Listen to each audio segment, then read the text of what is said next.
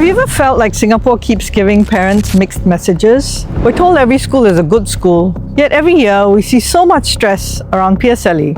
It affects not just the child, but the whole family. We're told children need more play and more rest for better mental health. Yet many families feel trapped in an academic rat race, and 1/3 of teenagers and young people have severe or very severe symptoms of anxiety, stress, and depression.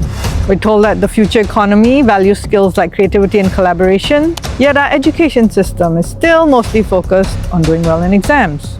In her latest book, sociologist Teo Yo Yen calls this feeling unease, and maybe she's right. Maybe parents are feeling confused because the system says one thing but rewards another. If Singapore is a great place to raise children, why do 1/3 of them end up with mental health issues? And why is our total fertility rate crashing?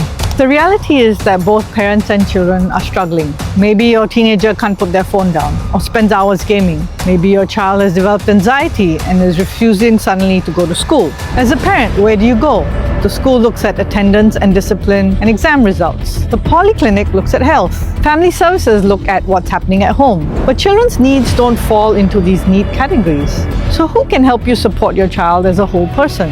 That's why we think it's time for Singapore to have its own Minister for Children, someone whose KPI is child well-being, one single point of leadership that sets a clear vision of how Singapore can help its children thrive, drive coordination and direction across all other parts of government. A single person whose job is to ask, what is best for the children of Singapore? A single person whose job is to ensure that every parent has the support they need to raise happy, healthy children who are ready to thrive in the future economy. We have national strategies for aging, for AI, for employment, and the economy. I think it's time we need a national strategy for children, a united vision of how best we can nurture Singapore's children. Today, different ministries are responsible for different parts of childhood. MOE looks after their education, MOH looks after their health, MSF looks to support vulnerable families. But childhood doesn't happen in separate boxes. And parents cannot be expected to figure all this out alone. What parenting strategy to use, guiding screen use, choosing the right school, what behavior is appropriate, when to get professional help, and where. The list is never ending.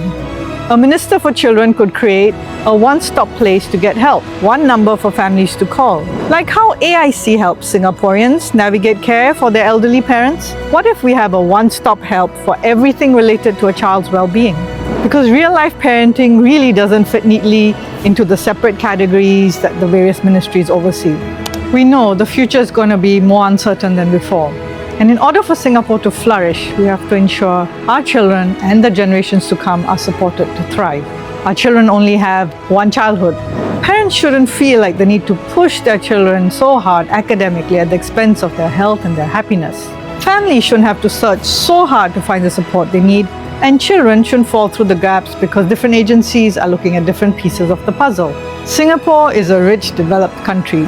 We have excellent infrastructure. It's time for us to start putting our children and their well-being first. It's time for a Minister for Children and a national strategy for children.